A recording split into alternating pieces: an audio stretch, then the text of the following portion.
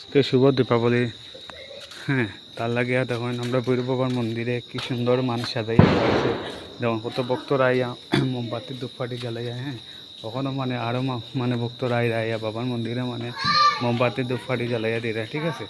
আপনারা দেখুন আমার সব সঙ্গে থাকে।